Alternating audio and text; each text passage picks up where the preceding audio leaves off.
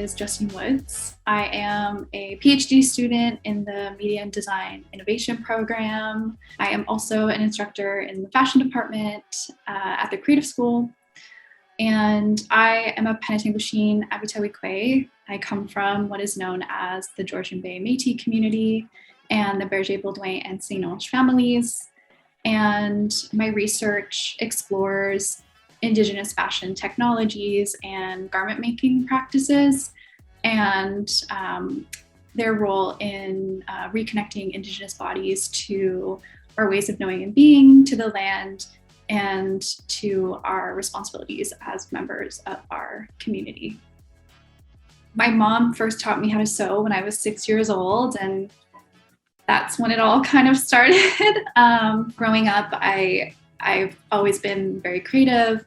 I was always the one that was making things for, my stuffed animals and my dolls, and using my sewing machine and making gifts for members of my family. And then getting older, I was interested in actually making clothes for myself. I really wanted to explore the relationship between my cultural background as being Indigenous and how that informs my design practice. And I really had the opportunity to explore that relationship in my master's, and now I'm continuing to explore that in my PhD. I think something that's really beautiful about Indigenous fashion is the ability to dream up and create these alternative worlds that really prioritizes Indigenous liberation. And I think that Indigenous fashion designers are really making their own mark outside of the mainstream industry, and we're creating our own worlds where we see ourselves and we see our teachings embodied within the garments that we make. Looking at ancestor garments, I'm always so inspired by them and the intricacy and the detail of the adornment, like the beadwork. A lot of my work, I really try and focus on how is this garment that I'm making going to support my body in different sorts of practices or actions that I'm doing, specifically out on the land, on my home territory, and how when I'm engaging in certain harvesting practices like fishing and things like that, how is this garment that I want to make going to support the way that my body moves when I am engaging in this practice. And so for me, it is really focused on the function, but also, we want to look good while you're, out on the land. And it's kind of an equal balance between function and aesthetic.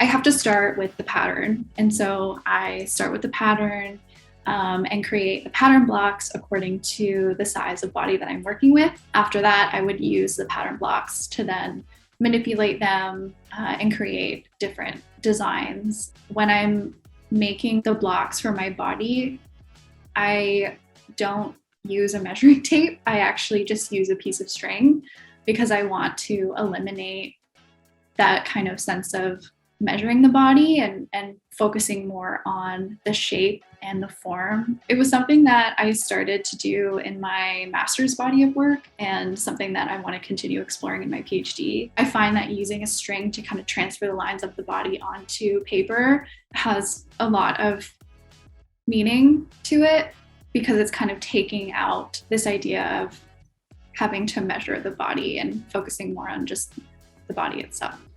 There's something really powerful in having a piece of clothing or a garment that is made specifically for your body, to support your body. When I wear the garments that I make out on the land and I feel the way that they support my body, that experience is something that I want to help others to experience as well. Keeping these garments and the aesthetics a little bit more gender neutral is so that really anyone, regardless of their gender, can see themselves wearing these clothes. That's something that is a really important consideration when I'm creating more of the aesthetic side of my garments.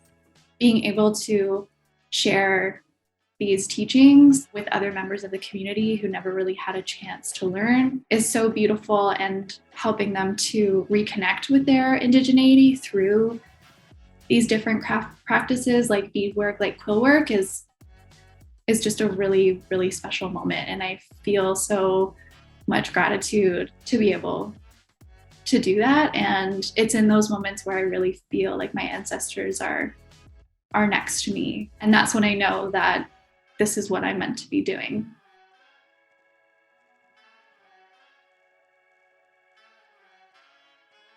I think that the institution needs to be in solidarity with women by taking accountability and acknowledging how the institution and academic spaces have and continue to harm women, especially women of color. If we think about collective care, we're acknowledging the lived experiences of everybody who's in the room, approaching support from a perspective that really prioritizes relationality.